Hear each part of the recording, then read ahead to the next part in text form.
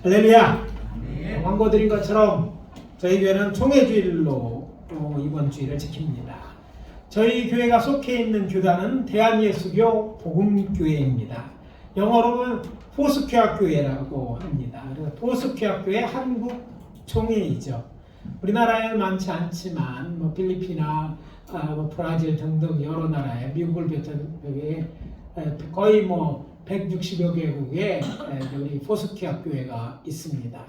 여러분, 우리나라의 장로교회가 한 70%가 되죠. 그러나 전 세계적으로 보면 우리 같은 오순절주의가 제일 큰 교단입니다. 그 중에 정통 오순절교는 어셈블리 오브라 가시는 순복음교회하고 저희 같은 포스큐아 교회 이런 교회들이 있습니다. 근데 우리 교회는요, 이 포스큐아 교회는 사중복음을 강조합니다. 사중복음, 인류가 들어야 될 복음이 이제 복된 소식인데 그것을 예수 그리스도가 누군지를 설명하는 교회입니다. 그래서 예수님은 나의 구세주이시고 또 성령으로 세례를 주시는 이시며 위대한 의사요 다시 오실 재림의 왕이라는 신앙을 고백을 하는 교단이 바로 우리 교단인 것입니다. 특히 우리 교단은 장로교, 감리교, 성결교 또는 침례와 같은 교파와 조금 다르게 성령 세례를 이렇게 강조합니다. 이런 교단이 많지 않아요. 오순절주의자에서 순복음교회와 저희 포스큐아 교회만이 이 성령 세례의 교리의 핵심으로 이렇게 가르치고 있습니다. 그래서 총회 주일을 맞이해서 저는 오늘 아침 봉독한 말씀을 중심으로 예수님께서 말씀하신 아버지 하나님께서 약속하신 성령 세례에 관해 우리에게 주신 메시지를 전함으로 은혜를 나누도록 하겠습니다. 첫 번째 메시지는 이것입니다. 예수 믿는 자는 성령 세례를 받아야 합니다. 따라해 봅시다. 예수 믿는 자는 성령 세례를 받아야 한다. 오늘 본문 2절에는 사도 바울이 제3차 여행 중에 에베소에 와서 어떤 제자들을 만나 그들에게 이렇게 질문하는 것으로 시작됩니다. 너희가 믿을 때 성령을 받았느냐? 그러자 그들이 대답합니다. 우리는 성령의 계심도 듣지 못하였노라. 그러자 바울은 그들에게 무슨 세례를 받았느냐고 물었고 저들은 요한의 세례를 받았다고 대답합니다. 아시는 것처럼 침례 요한은 이사야 선지자가 예언한 대로 이스라엘로 여호와께 돌아오게 하려고 유대 광야에서 회개의 세례를 회개를 촉구한 이제 광야에 외치는 자의 소리였습니다. 그리고 그는 회개하고 주께 돌아오는 자들에게 요단강 강 부근 각처에서 회개의 세례를 주었습니다. 그러고 보니 저들은 침례 요한의 제자들이었던 것입니다. 근데 흥미로운 것은 저들이 지금 살고 있는 것이 당시 소아시아에 있는 에베소입니다. 그러니까 저들은요, 고향 땅에 살지 않는 디아스포라라고 하는데 이제 다른 나라 땅에 살면서도 유대인의 신앙을 지키고 있던 하나님을 믿는 그런 백성이었어요. 그런데 저들이 얼마나 열심히 있는 신앙인들이었는지 멀리 유대까지 가서 침례 요한에게 세례를 받았다는 걸 보면 얼마나 열심히 있는 사람인지 알 수가 있습니다. 그러자 바울은 그들에게 침례 요한이 세례를 베풀며 백성들의 말한 내 뒤에 오시는 이를 믿으라고 하였는데 바로 그가 말한 내 뒤에 오시는 이가 누구다? 예수다라고 소개합니다. 요한 자신은 주의 길을 준비하는 자라고 하면서 사람들이 그가 그리스도인가 심중에 생각하느라고 이렇게 말하지 않았습니까? 나는 물로 너희에게 세례를 베풀고 보니와 나보다 능력이 많으신 이가 오시나니 나는 그의 신발끈을 풀기도 감당하지 못하겠노라. 그는 성령과 불로 너희에게 세례를 베푸실 것이다. 이렇게 말합니다. 곧 성령 세례를 베푸시는 분이라고 소개한 것입니다. 누가복음 3장 16절입니다. 그러자 바울은 간단하고 분명하게 말합니다. 이는 곧 예수다. 그래 침례에게 말한 내 뒤에 오시는 이가 오시랴 예언된 메시아 곧 예수라고 이제 말하는 것입니다. 그러자 그들은요 단박에 예수를 믿고 주 예수의 이름으로 세례를 받습니다. 세례를 두 번 받은 거죠. 침례 요한서를 받고 다시 예수의 이름으로 세례를 받은 거예요. 예, 바울이 그들에게 안수하듯 놀랍게도 저들에게 성령이 임하심으로 방언도 하고 예언도 하게 됩니다. 성령 세례를 함께 받은 것입니다. 그래서 말씀드립니다. 진정으로 예수를 나의 구주로 믿는다면 성령이 임하실 것이지만 그것으로 충분하지 않습니다. 성령 세례도 받아야 합니다. 왜냐하면 성령 세례는 좋은 것이기 때문입니다. 성령 세례는 어떤 것? 좋은 것이기 때문에. 이거 재미나게 준비해봤습니다. 제가 잘 하는지 모르겠어요. 경상도 버전입니다. 그러고 성령은 좋은 것이에요. 전라도 버전 이렇게 얘기하시더라고. 거시기 한디 성령은 것이란께 참 쉽죠잉. 충청도 버전 우리가 잘하는 거죠. 그러니까 성령은 좋은 것이래요. 자, 어떤 것이요? 좋은 것인 거예요. 그러면 왜 성령이 좋은 것일까요? 부활하신 예수님께서 당시 택한 사도들과 함께 모였을 때 이렇게 분부하셨습니다. 예루살렘을 떠나지 말고 내 앞에서 들은 바 아버지께서 약속하신 것을 기다리라. 요한은 물로 세례를 베풀었으나 너희는 몇 날이 못되어 성령으로 세례를 받으리라. 사도행전 1장 4절 5절입니다. 예수님이 이 말씀에 주의를 깊게 살펴보아야 할 단어는 아버지의 약속과 성령으로의 세례인 것입니다. 자, 예수님이 말씀하신 바 아버지는 누구입니까? 또 그 아버지의 약속하신 것 무엇입니까? 이것을 확인하기 위해 우리는 먼저 본문에서 예수님께서 내게 들은 바 아버지의 약속하신 걸 기다리라고 하셨으니까 예수님께 이전에 제자들에게 아버지의 약속에 대해 언급한 누가복음 24장 49절을 찾아보아야 할 것입니다. 볼지어다 내가 내 아버지께서 약속하신 것을 너희에게 보내리니 너희는 위로부터 능력을 입혀줄 때까지 이성에 머물라. 이렇게 말씀하셨어요. 여기서 기억해야 할 말이 있습니다. 예수님께서 산상수훈 중에 기도에 대해 말씀하시면서 이렇게 말씀하셨습니다. 마태복음 7장 11절입니다. 너희가 악한 자라도 좋은 것을 자식에게 줄 줄 알거든. 하물며 하늘에 계신 너희 아버지께서 구하는 자에게 좋은 것을 주시지 않겠느냐. 그래서 말씀드립니다. 우리의 좋으신 하늘 아버지께서 성령 세례를 주시기로 약속하셨으니 그것은 좋은 것이 틀림이 없을 것입니다. 왜? 주시는 이가 좋으신 하나님이신 그분이 약속하셔서 우리에게 주신 것이니까 좋은 것입니다. 믿어지면 아멘. 네. 여기에 오해 없으시길 바랍니다. 장로 교단과 다르게 저희와 같은 오순절 교단에서 성령을 받는 것과 성령 세례를 받는 것은 하나의 사건으로 생각하지 않고 서로 다른 영적 경험으로 이해합니다. 다른 경험이라는 거예요. 근데 장로교회는 우리나라에서만 커요. 전 세계에서 제일 큰 집단은 오순절교니까 세계에서 많은 사람들이 성령을 받는 것과 성령 세례를 받는 것이 다른 경험으로 이해하는 거예요. 그럼 근거가 뭔가? 성경에 있습니다. 자, 요한은 우리를 죄를 지고 십자가에 달려 돌아가신 예수님이 부활하셔서 제일 먼저 하신 일에 대해서 기록하고 있습니다. 그 일이 무엇입니까? 당신을 따르는 제자들에게 찾아오셔서 그것도 문이 잠겼는데 그냥 여기 그 새로운 몸을 입으셨으니까 들어오셔서 제자들에게 성령을 보내주시지 않습니까? 요한복음 20장 22절입니다. 이 말씀을 하시고 그들을 향하여 숨을 내쉬며 이르시되 성령을 받으라. 무엇을 받으라? 성령을 받으라. 이때 예수님은 제자들에게 성령을 보내주셨어요. 근데 나중에 기다리게 성령 세례 받는 건 아직 아닌데 성령을 보내주신 거예요.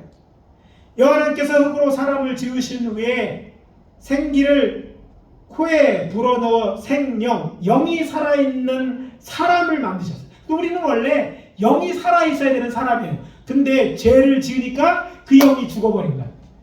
영적인 존재이긴 한데 영이 죽어서 참 하나님과 소통할 수도 없는 그런 상태에 있었는데, 예수님이 우리의 죄를 지고 대신 죽으심으로 이제 부활하신 뒤에는 우리의 죄의 문제를 해결했어요. 그러니까 처음처럼 이제 성자 하나님이신 예수님, 부활하신 예수님께서 제자들에게 성령을 불어주셔서 죄란 말로 죽은 영을 살리심으로 이제는 영도 살아있는 자, 그거를 성경에서는 산자라고 하는 산자가 된 거예요.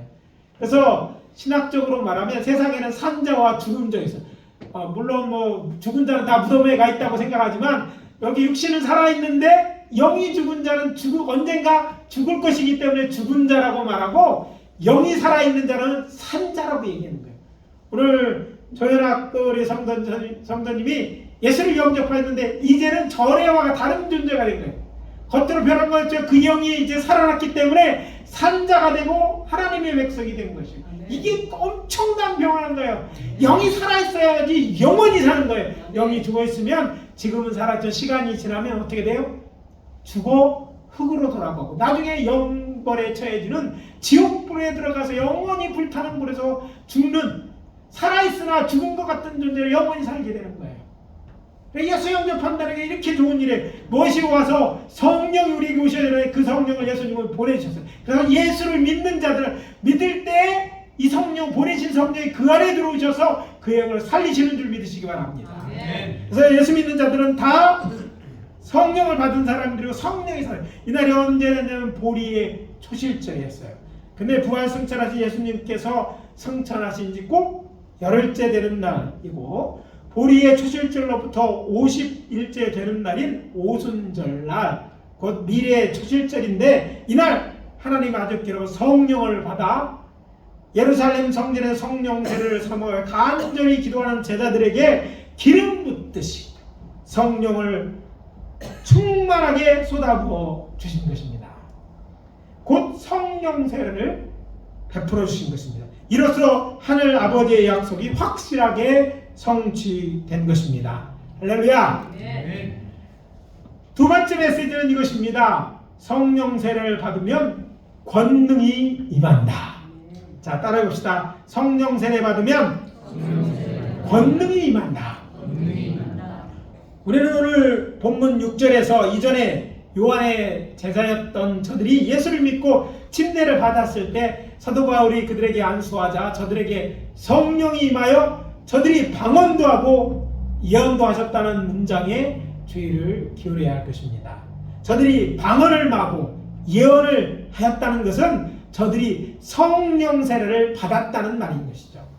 방언하고 예언을 말하는 것이 성령 세례를 받은 성경적 증거이기 때문입니다. 확인 들어갑니다. 우리에게 예수의 제자들이 성령 세례를 받은 기록으로 잘 알려진 사도행전 2장 1절에부터 4절입니다. 이것은 예수님의 제자들이 예루살렘 성전에서 성령 세례는 영적 그런 체험에 대한 경험에 대한 기록인 거예요.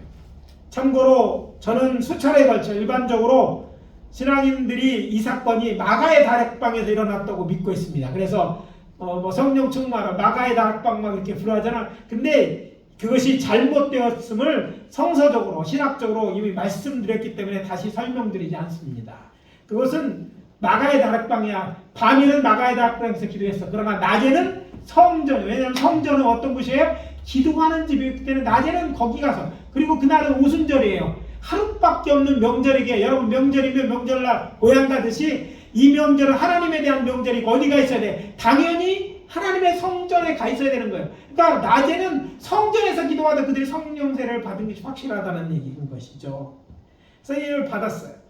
그 중에 4절입니다. 그들이 다 성령의 충만함을 받고 성령의 말하게 하심을 따라 다른 언어들로 말하기를 시작하니라.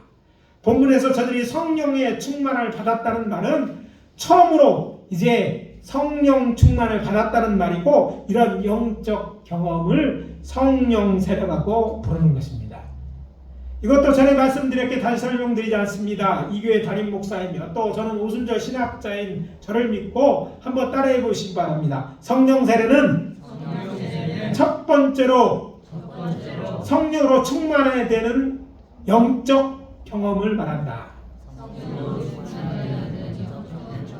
충만해지는 영적 경험을 말한다. 경험을 체험이라고, 영적인 체험의 첫 번째 성령이 충만하는 그런 체험을 성령 세례라고 말하는 거예요. 그런데 이런 지식은 필요하지만 지금 우리에게 주는 메시지의 핵심은 아닙니다.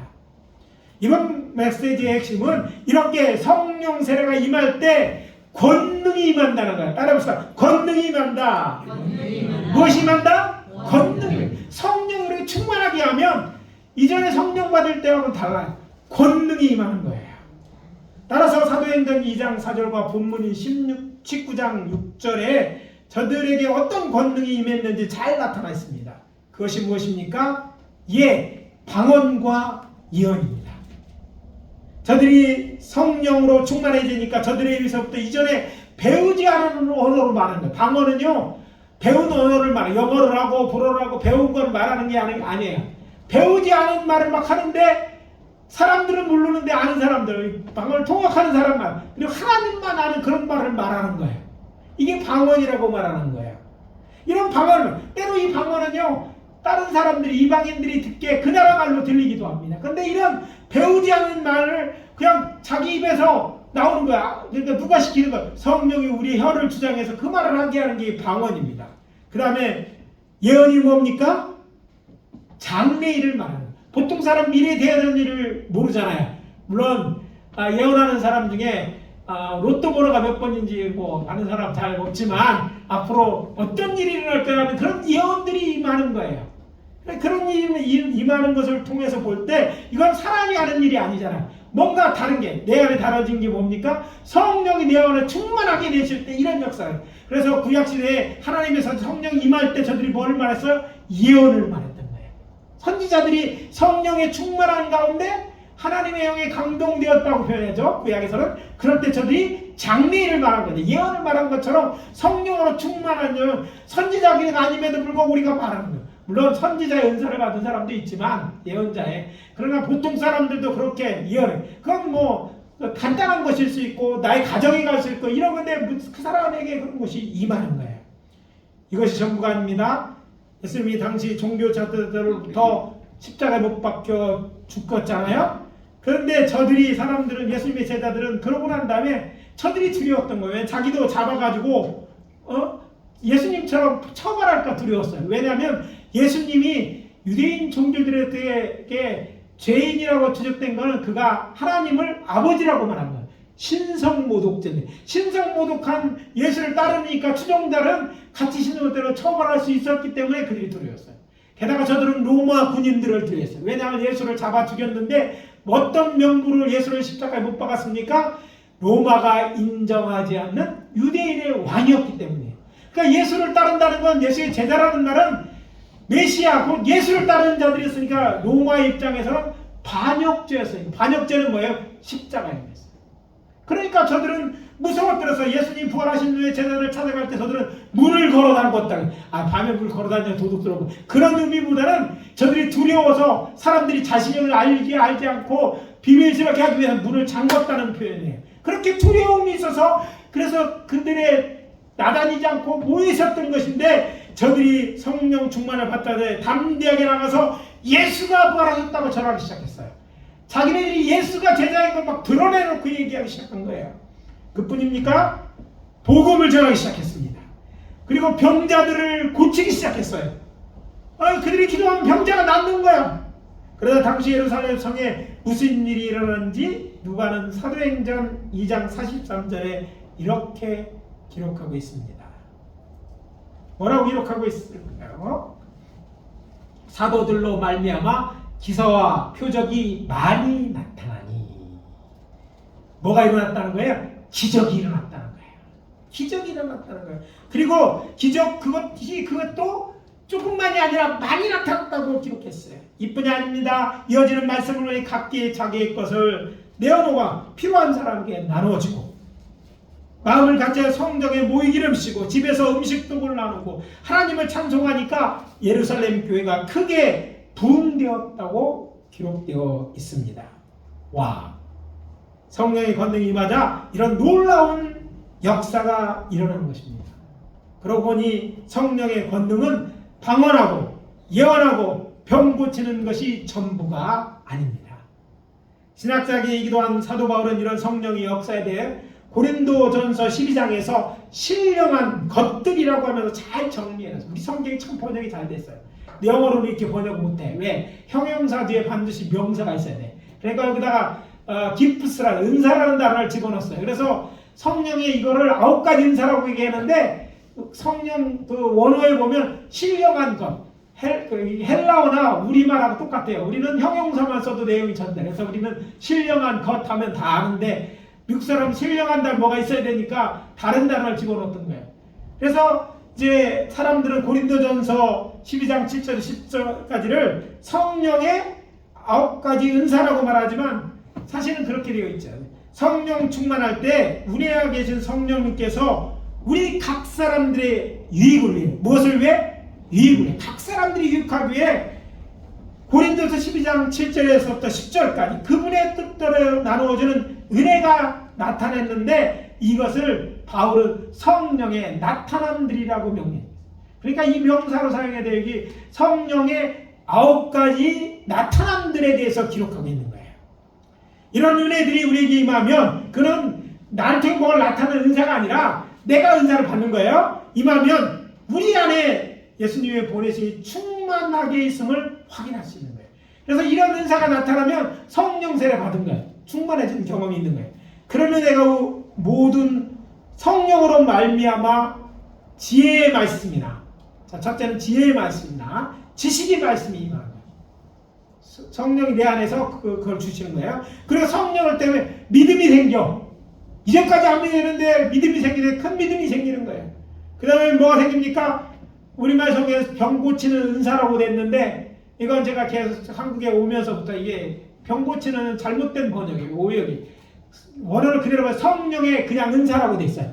성령이 어떤 은사냐면 치유의 은사를 받는 거예요. 그러니까 원어로 보면 치유의 은사를 받는 거예요. 누가 받는 거예요? 내가 고치는 은사를 받는 거야. 내가 병 고침을 받는 거예요. 하나님의 은사, 선물이에요 이게. 그래서 치유의 은사로 번역해 봤습니다. 여기에 오해가 있어서 제가 이제 논문 발표도 하고 이걸 여러 번 얘기해서 이제 많은 오순절 학자들은 다 이렇게 믿는데 아직도 장로교는 성경에 그대로 문자 그대로 믿는다고 그러는데 원래 문자는요 한글로 안 돼 있어요. 예? 신약 성경 헬라로 돼 있는 헬러의 치유의 은사들 이렇게 돼 있어요. 그러니까 우리가 만든 거예요. 각자 유익을 따라서 우리에게 주는 거니까 우리에게는 은혜인 거죠. 그건 선물이니까 은사라고 말할 수 있는데 병 고칠 받게 되는 일이 생기는 거예요. 그 다음에 성령으로 말미암아 능력이 나타나. 그 다음에 또 예언이 나타나. 또 영들을 악한 영인지 좋은 영인지 구별하는 능력도 있고 그 다음에 각종 방언 말하는데 다 달라. 각종 방언을 말하고 또 어떤 사람은 방언을 통역하는 그런 것이 이 사람 방언을 하면 이 사람은 통역을 해. 우리 교회는 아직 이제 통역하는 분들한테 저는 뭐 가끔가다 나오긴 하지만 뭐 그런 은사가 있어서 어떤 말을 하든 이 사람은 통역하는 그런 것들이 임하는 거예요. 이 9가지 은혜가 우리 안에 성령이 충만하여 성령님께서 우리의 유익을 위하여 이런 놀라운 일을 일으키시는 거예요. 그러니까 각자 유익을 위해 하나님이 이런 은혜를 주시는 거예요. 믿어지면 아멘. 아멘. 그래서 성령 받으면 이런 영적인 큰 은혜들이 임하는데 하나 또는 2개 아니라 더 많은 은혜가 임하기도 해요. 여러 가지 은혜를 받기도 해요. 여러 가지 나타나긴 한다는 거예요. 그러니 성령 세례를 받는 것은 정말 어떤 일에 좋은 일입니다. 또한 신나는 일이기도 합니다. 특히 성령 세례를 받을 때 성령님께서 많은 사람들에게 자신을 나타내는 방법이 사도행전 2장에 보면 저들은 방언을 하기 시작하였고 예언하는 애가 병 고침 받는 애가 임했다고 기록하고 있어요. 그러고 보니까 제자들이 처음으로 성령의 역사를 경험하게 된 은혜가 방언을 말하는 것이었어요. 이게 제일 보편적으로 임하는 거예요. 그리고 처음 이런 것들이 성령을 경험했기 때문에 이 방언을 이런 그 별명이 있습니다. 이니셜 에비던스라고 했는데 첫 번째 성령 세례가 임한 사인이다 이렇게. 그러니까 많은 사람들이요 성령 세례 임할 때 방언을 말합니다. 그러나 뭐 말하지 않고 다른 걸 받을 수도 있는데 아니 두세 개도 받을 수 있어. 근데 많은 경우에 방언을 많이 제일 많은 사람들이 방언을 말하게 됩니다. 그래서 오순절교회는요 방언을 말하는 사람들이 많습니다. 네, 뭐 오순절교회라고 다 방언을 말하는 게 아니라 60%만 방언을 말합니다. 그러니까 다 말하는 건 아니에요. 그런데 그런 방언에 임하면 그거 좋은 일이지만 방언이 아니더라도 다른 성령이 충만한 걸 나타낸 증거가 있으면 이 사람은 뭐한 거다? 성령 세례를 받은 거예요. 그래서 이제 그 기도하는데 이렇게 방언을 말하게 되면 큰 기도에 큰 유익이 있고 또 예언을 말하고 병자들을 고쳐주신 거예요. 아시는 것처럼 안타까운 지난달 김병현 우리 집사님이 뇌출로 쓰러지셔서 편향대 응급병원에 입원하셨어요. 그래서 저와 안 목사가 찾아뵙고 이제 생명을 구해달라고 기도하였어요. 그래서 하나님의 은혜로 이제 출혈이 멎어서 이제 재활을 위해 다비치 병원을 입원하셨습니다. 근데 안 목사가 이번 주에 신방하고 와서 저에게 서울에서 그 아드님이 그 이제 목회하는 걸 아시죠? 그 대학원장도 하셨고 그랬는데 그 송일선 목사님이 제자들을 둘 보내가지고 성령 충만 전도사를 해서 기도해 주라고 그랬나 봐요. 그래서 이분들이 와서 기도했는데 이분이 이렇게 얘기하시는 거예요. 집사람이 안 목사 갔더니 와서 기도해 주는데 하나님 확실히 믿어지고 마음이 뜨거워지고 여태까지 있던 근심 걱정이 다 사라지고 큰 평안이 임하는 그래서 그런 것들을 경험하게 됐다고 간증하시는 거예요. 믿어지지 물론 예수 믿었어요. 그러나 확실하게 막 믿어진 게 없는데 이것들이 너무 좋아서 말씀하시는 거예요. 근심 걱정 옛날에는 뭐 이것도 하고 이것 때문에 막 이렇게 했는데 이것들이 다 떠나갔대요. 이게 바로 믿음인 거예요. 이 믿음의 의뢰를 받은 거예요. 성령 충만이 임한 거예요. 이번에 성령 세례를 그러니까 우리말로 하면 성령 세례를 받으신 거예요. 근데 받으신 증거가 믿음으로 통해 날아갔던 거예요. 여러분 그냥 믿는 거하고요 확실하게 믿는 거다. 이게 언제 차이 나냐면 죽음을 앞에 놓고 달라져요. 확실히 믿는 사람 확실하게 믿는데 그렇지 않은 사람 막 흔들립니다. 죽음 앞에서. 여러분 성령 세례 받으면 죽음은 그냥 통과하는 과정에 확실한 믿음이 돼요. 여러분 사실 이런 성령의 그런 은혜가 있기를 원합니다. 성령 충만하면 되는 거예요. 이렇게 성령 충만 받으면 권능이 임하고 이것이 우리에게 줄 뿐 아니라 그것을 하나님을 기쁘시게 하여 하나님이 기뻐하는 일을 하게 합니다. 그래서 뭐 하나님의 영광의 복음을 전하게 하고 이웃에게 주의 사랑을 전하고 결국은 예수님이 재림하셔서 심판하시는 때 죄에 대해 심판하는 것이 아니라 믿는 자들은 상급을 주는 심판을 해요.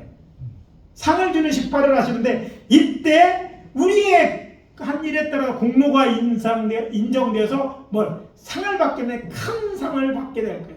밥상 말고 금메달, 은메달, 동메달 같은 이런 상을 받게 됩니다. 밥 먹는 게 중요합니다. 천국에는 다 하나님이 다 제공해 주시죠. 에덴 동산에 농사 짓지 않았어요. 다 주시는 거예요. 그건 당연히 하나님이 주시기로 작정하신 거예요. 타락한 이유가 우리 고생해서 수고해서 왔지. 그때는요 상 받고 멸망 받는 이런 상 받는 일에서 그러니까 성령의 권능에 대해서 유익하고 그걸 갖고 뭔가 지혜를 하니까 상 받을 일이 생기는 거예요. 일석이조가 아니라 일석삼조가 아닌 그 이상입니다. 꼭 먹고 알 먹고 위 좋고 매부 좋고 하는 그런 일들이 일어난다는 말을 쉽게 말하면 그리고 신령한 것들에는 성령의 나타남만 있는 게 아니라 우리가 알고 있는 성령의 은사도 있습니다. 성령이 우리에게 주셔서 다른 사람들에게 성령을 나타나게 하는 것을 은사라고 해요. 이것은 내게 뭔가 주셔서 다른 사람에게 뭔가 나타낼 수 있는 것들인 거예요. 하나님의 성령이 임하시면 그것은 각각 사람들에게 다르게 은사를 주신다고 하면서 바울은 로마서 12장 6절에서 13절에 예언, 섬김, 교육, 위로, 구제, 다스림, 궁율 이렇게 7가지를 성령의 은사는 9가지가 아니까 그러니까 바울이 언급대로 하면 몇 가지예요? 7가지 은사. 예언은 내가 받는 게 있어요. 내가 어떤 예언을 받아 장래일을 말해. 근데 공개적으로 다른 사람을 예언해 주는 일을 하는 이게 은사 있는 자들은 이게 예언은 똑같이 나오죠. 나타남들이 나오고 은사도 나오는데 앞에는 내가 받는 거야. 나에게 주는 어떤 예언이야. 근데 나와 관련된 거. 근데 그 예언은 다른 사람 공개적으로 선포해서 교회를 덕을 세우는 그런 일을 하는 사람, 예언을 하는 은사가 임한 사람을 우리가 예언자라고 얘기하는 거예요. 그런 예언자들이 과거에도 있었고 교회에 오늘날도 있는 거예요. 그런 예언이고 섬기는 일이나 뭐 이런 거 위로하고 이런 일들이 단 바울은 그런 은사를 할 때 은사를 사용하는데 주의사항을 이제 덧붙여서 언급했습니다. 이외에도요 교회에서 주의라고 주는 직임이 있습니다. 오늘날 쉽게 말하면 직분이 주는데 이게 성령이 우리들에게 주는 성령의 신령한 것이에요. 여러분이 집사가 되고 안수집사가 되고 권수가 되고 장로가 되는 것, 목사가 되는 것, 이런 것들이 바로 직분인데 이것 또한 신령한 것인 줄 믿으시기 바랍니다. 직분은 다 다른 거예요. 각도 다르지만 주의 일을 하라고 뭔가 맡겨주시는데 세상 일이 아니라 하나님의 일을 하라고 맡겨준 거예요. 그러니까 이것도 신령한 것이 이 일을 잘하면 상을 받게 되는 것이죠. 그것만 있는 것이 아닙니다. 고린도전서 12장 6절에는 성령의 강력한 역사가 있다는 거예요. 구체적으로 설명하죠. 성령의 역사들이 많이 나타나요. 제가 이제 미국서부터 있으면서 사역한 것 중에 쓰러짐에 기도하면 안수할 때 쓰러짐, 우리 지난번 경험에 이런 쓰러짐의 역사가 있나요. 어떤 때는 기도할 때 라핑, 웃는 영이 임해요. 제가 안수할 때 어떤 이제 한 분이 한국분이라고 한국인 목사가 나와서 안수하라고 성령 사이언스 원더라는 클래스에서 그래서 제가 나가서 안수했는데 이분이 학교로 3일 동안 나갔어요. 더 놀라운 것은요 그분을 데리고 간 두 분 목사님인데 미국인 목사님 안수한 분은 한국 여자 목사님이고 이 세 분 다 3일 동안 안 나왔는데 웃느라고 움직이를 못해 3일 동안 학교를 못 나오신 거야. 이런 라핑스 막 깔깔깔 그냥 데리고서 만지는 사람도 무서워 뭐 건드는 사람도 막 이런 영이 역사가 이런 놀라운 어떤 사람 때는 막 눈물을 흘리는 역사가 나타나고 이런 역사들이 나타나는 이게 성령의 역사인데 다양해요. 성령의 역사는 어떻게 역사할지 몰라요. 그거를 통해서 치유하시고 그거를 통해서 성령을 나타내신 그런 역사가 있다고 말합니다. 이런 것들이 다 성령의 신령한 것들인데 이런 신령한 것들이 충만할 때 성령 충만할 때 나타나는 것입니다. 네. 그리고 로마서 8장 28절 통해 하나님을 사랑하는 자들이 이런 모든 것이 합력해서 선을 이룬다 이렇게 말합니다. 이 모두가 우리가 성령 충만할 때 우리를 위하여 성령 하나님이 우리를 위하여 사역꽃 이름을 알아야 할 것입니다. 그래서 말씀드립니다. 저는 우리 교회 성도님이 한 번도 빠짐없이 성령세를 받아야 할 것이라고 믿습니다. 그래서 성령으로부터는 신령한 것들이 예수의 몸된 교회의 임함으로 하나님의 풍성한 은혜가 넘침으로 우리는 하나님을 경험하여 알고 믿으며 또 영육간에 큰 유익을 얻어야 할 것입니다.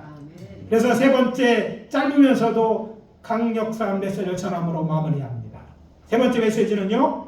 성령세를 받기 위해 간절히 기도하십시오. 따라해봅시다. 성령세를 받기 위해 간절히 기도하자. 우리가 믿고 섬기는 여호와 좋으신 하나님이십니다. 여호와 하나님이 누구예요? 하나님이라고 개인적으로 영적으로 우리의 영적 하늘 아버지십니다. 그래서 우리에게 성령 주실 것을 약속하신 것입니다. 정말 이 약속이 이루어지기 원한다면 간절히 하나님의 약속을 붙도록 하나님께 간구해요. 하나님 약속한 거 주세요. 간구하는 자들에게 주시는 거예요. 그냥 준 거예요. 처음에 이걸 임할 때는요. 열흘 동안이나 간절히 기도했어. 그때 비록 임했지만 지금은요. 여기 보면 오늘 말씀에서 보니까 세례받고 예수 영접하고 바로 그때 성령이 임한 것처럼 지금은요. 오늘 밤에도 지금도 임할 수 있어요. 그래서 중요한 건 간절히 내가 원해. 하나님은 약속하셨는데 원하는 자에게 주시는 거예요. 어떤 자에게? 원하는 자에게 주시요.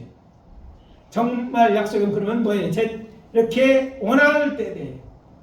그래서 앞에서 말씀드리니까 제자들은 간절히 열흘 동안 낮에는 성전에 가서 기도했고 밤에는 뭐예요?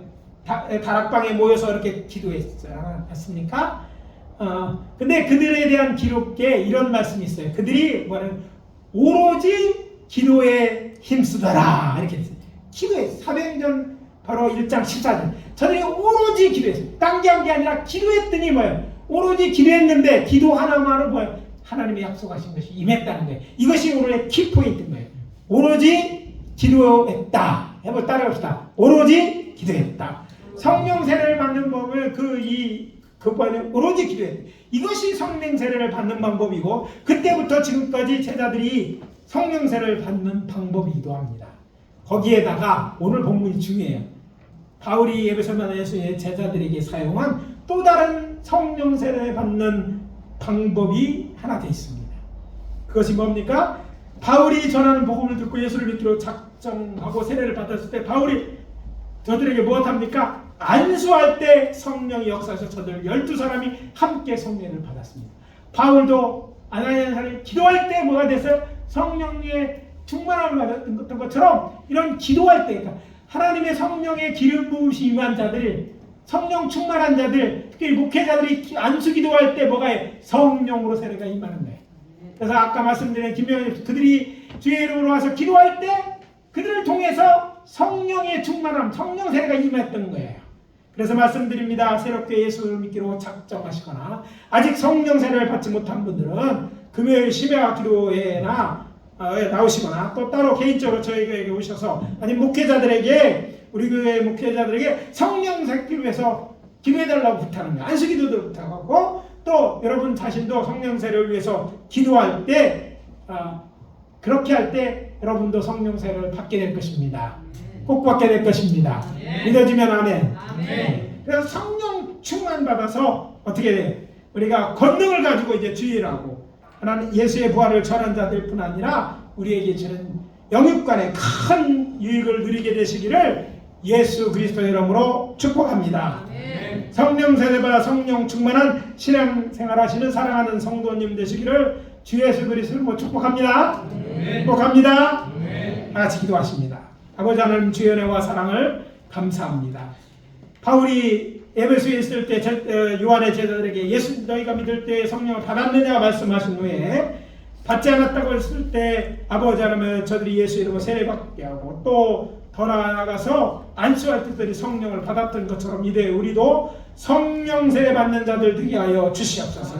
항상 아버지 하나님 성령 충만한 가운데 지혜라고 아버지가 주시는 영적 유익을 누릴 뿐 아니라 다른 사람들에게도 아버지 하나님 사랑으로 이 하나님의 은혜를 나누는 저희들 되게 도와주시고 그런 우리 교회 아버지 하나님 되어지고 이런 교단 또 한국교회가 되어질 수 있도록 축복해 주시옵소서. 예수 그리스도의 이름으로 기도합니다. 아멘.